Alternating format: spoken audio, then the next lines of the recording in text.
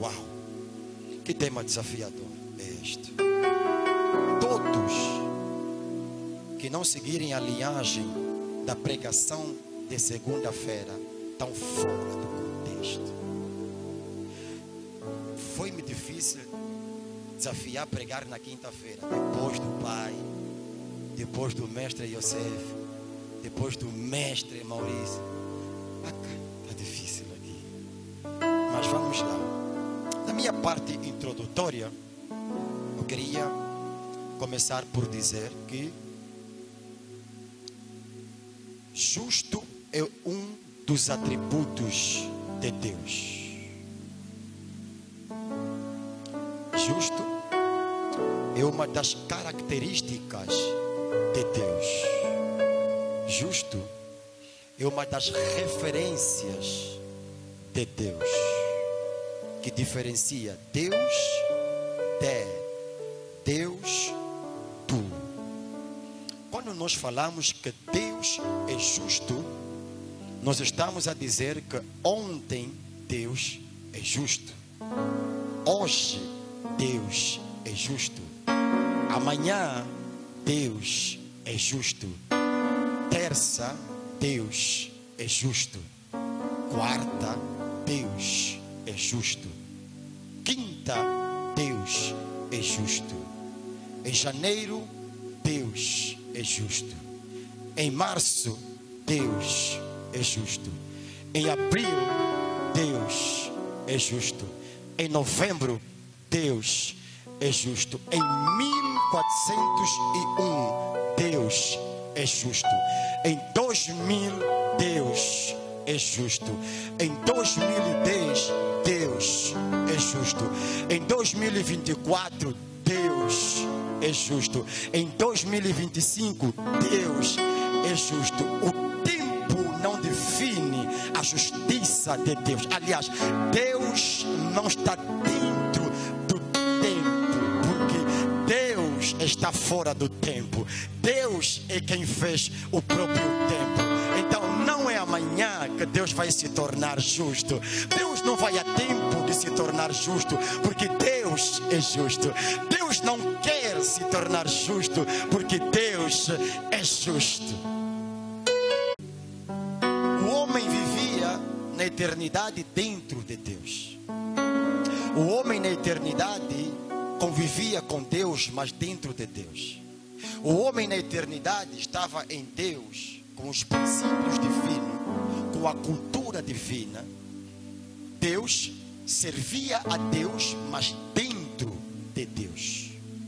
Um dia Deus marcou um simpósio, uma reunião com o Filho e o Espírito, e disse: que tal tirarmos o homem de dentro de nós e colocamos o homem ao lado de nós? E foi unânime, foi concordante. O Filho concordou, o Espírito concordou. É aí onde Deus disse: façamos o homem a nossa imagem e semelhança. Aí o homem pega no barro e constrói, sopra, tira o homem que estava dentro de Deus e coloca o homem ao lado de Deus. O homem sai de dentro de Deus, mas com os princípios de Deus. Sai de Deus, mas com a cultura divina. Sai de Deus, mas com a visão de Deus. Sai de Deus, mas com os princípios de Deus. Um homem que na eternidade estava dentro, em Éden, passou ao lado de Deus, sem deixar de olhar para Deus. Mas por um momento o pecado entra nesse cenário e tira o homem que estava ao lado de Deus e mete o homem longe de Deus. O homem que estava dentro passou ao lado e por um momento está longe de Deus. Na eternidade ele tinha uma convivência com Deus. Em Éden, de igual modo, tinha uma convivência com Deus, mas estava fora ou ao lado de Deus, sem deixar os princípios de Deus, sem deixar a cultura divina.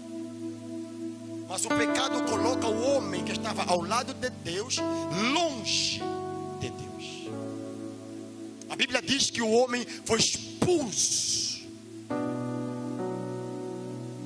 Tudo que nasceu para crescer, agora começou a decrescer. Tudo que nasceu para ser eterno, deixou de ser eterno. Tudo que nasceu para progredir, nasceu de frente para trás, ou de trás para frente, começou de trás, de frente para trás. Tudo que estava destinado a subir, começou a descer. O homem era eterno e a morte entra no cenário. Porque o pecado colocou longe o homem da fonte. O homem foi tão longe que não consegue se lembrar do caminho para regressar. O homem está tão longe que não conhece o caminho para voltar aonde ele estava. O homem está tão longe que ele esqueceu o retorno para voltar para Deus. O homem foi tão longe que ele tornou-se cego para poder ver o caminho para voltar para Deus. O homem perdeu o norte para voltar para Deus. O tabernáculo vai nos ajudar a entrar na nossa mensagem. Eu sei que vocês sabem que o tabernáculo tem 3 compartimentos. O tabernáculo tem o lugar santo dos santos, o lugar santo e o átrio. É sabido que cada compartimento tem alguns artigos. No átrio nós vemos uma pia onde o sacerdote lavava as mãos e ao lado tinha um altar. E no lugar santo tinha uma mesa onde tinha o candelabro e os pães. No lugar santo dos santos tinha a arca da aliança. E dentro da arca da aliança tinha os 10 mandamentos e o cajado de Arão. E ela vai ser como um funil, porque no átrio é um espaço grande, mas no lugar santo ela começa a funilar. E no lugar santo dos santos ela torna-se tão pequeno. É interessante que todo mundo podia chegar até no átrio. É interessante que todos nós podíamos chegar até no átrio, mas nem todos podiam entrar no lugar santo e no lugar santo dos santos. E só uma vez por ano o sacerdote, o sumo sacerdote, entrava, meu pai. Não todos que entravam, mas o sumo sacerdote. Estávamos fora, no quintal, não podíamos entrar na casa, nem entrar na sala, porque ninguém tinha esta autorização de entrar. O sumo sacerdote, quando entrava uma vez por ano, se ele sair vivo, é um ano de alegria, é um ano de felicidade, é um ano de júbilo. Mas se ele não sair e puxarem-lhe morto, é um ano de tristeza, é um ano de fracasso, é um ano de derrota. Mas se ele sair vivo, pai, todos jubilavam, porque só vamos conquistar. Venha o inimigo que vier, vamos vencer. Só que aqui tem algo interessante. O sacerdote entrava e saía. Mas um dia alguém disse: pai, eu vou sair para eles buscar, para entrar comigo. Aqui nós vamos entender que a religião prega um homem que foi atrás de Deus, mas o cristianismo prega um Deus que foi atrás do homem. Não é o homem que foi até Deus, foi Deus que foi até ao homem. Porque o homem perdeu o caminho, o homem perdeu a visão, o homem perdeu o norte, o homem perdeu a frequência para voltar até Deus. Deus viu que se o homem não consegue vir até a mim, o meu filho vai até a eles para lhes pegar e vir até o encontro de Deus. A Bíblia diz em João capítulo 1, versículo 18: Deus nunca foi visto por ninguém, senão o Filho que está no seio do Pai, que lhe apresentou. Deus sacrifício. Matem a mim. E ele pega na humanidade, entra até o lugar santo. Ele nos fala: aqui é o lugar da adoração. Mas não termina aqui, vamos ainda mais. Aqui é o lugar da comunhão. E ele vai apresentar o Pai no Filho. Ali ele não está aí como profeta, é como sacerdote. Porque sacerdote defende um Deus diante do povo, e o profeta defende um Deus diante do povo, e o sacerdote defende um povo diante de Deus.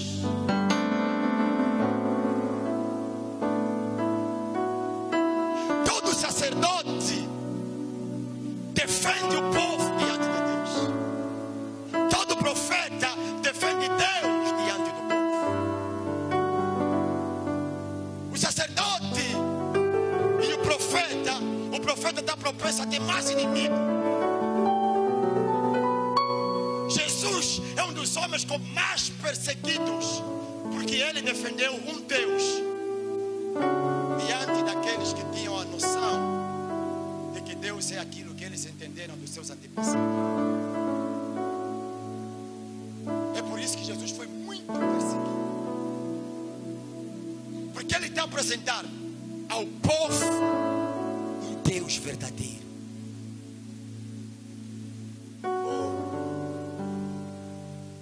Eu amo Jesus. E a minha pergunta é: o que fizeste para ele vir até a você? O que nós fizemos que lhe atraiu ao ponto de ele deixar e vir até a rua para nos pegar e nos colocar dentro de casa? Nós estávamos abandonados na rua porque não podíamos entrar, porque o pecado nos expulsou. Mas Jesus saiu, pegou em nós e nos colocou dentro do Pai. Celebra Jesus nessa noite, Pai. José era alguém que não se desvinculava do Pai.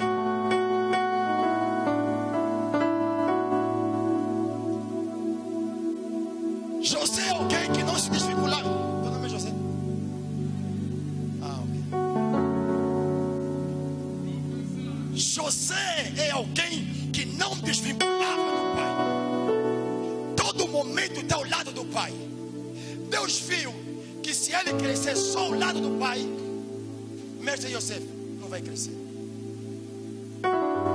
É muito mimo. Aqui não, mas em outras igrejas tem muito mimoso. Só estou falando que não, para me convidar irmãos. Mas tem aqui.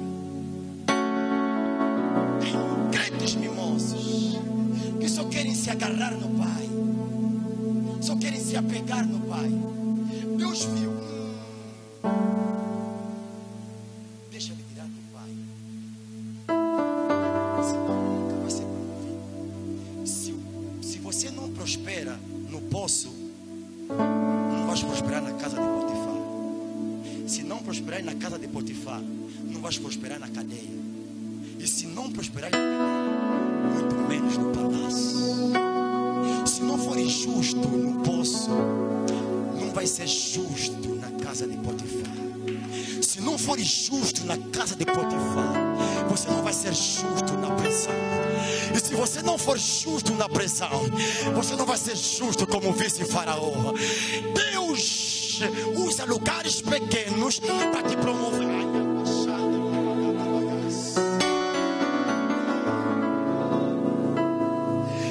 Deus usa lugares pequenos para te promover em lugares grandes. Se Deus não te aprovar em lugar pequeno, não dá apto para estar num lugar grande. Normalmente, pai, quem é presidente amanhã, ontem já foi delegado de turma, já foi chefe de departamento, já liderou 3 ou 4 pessoas. Mestre Maurício, você não vai sair do nada, já é o João Lourenço. Não pode. João Lourenço, não sei se estão a gravar. João Lourenço, um dia já foi chefe de algum departamento. Se você nunca foi próspero enquanto escravo, não vai ser próspero enquanto vice-faraó.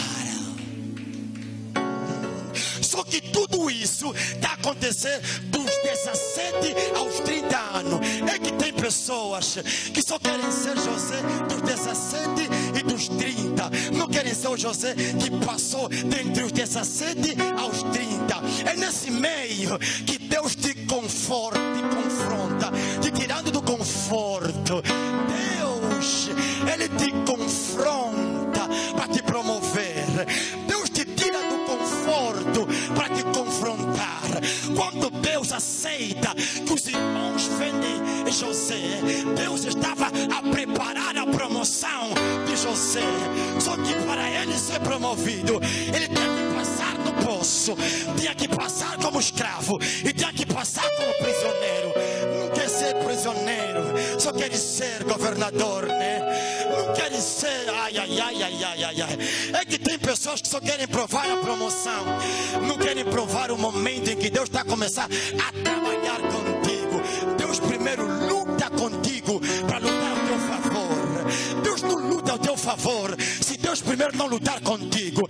Nós já pregamos que Jacó lutou com Deus. Não foi Jacó que lutou com Deus, foi Deus que lutou com Jacó. E quando Deus luta conosco, Ele nos deixa manco. Para tuas vitórias, você quando olhar na tua deficiência, vais lembrar que não é você, é Deus. Não é minha força, é Deus. Não é minha energia, é Deus. Não é minha eloquência, é Deus. Não é minha capacidade, é...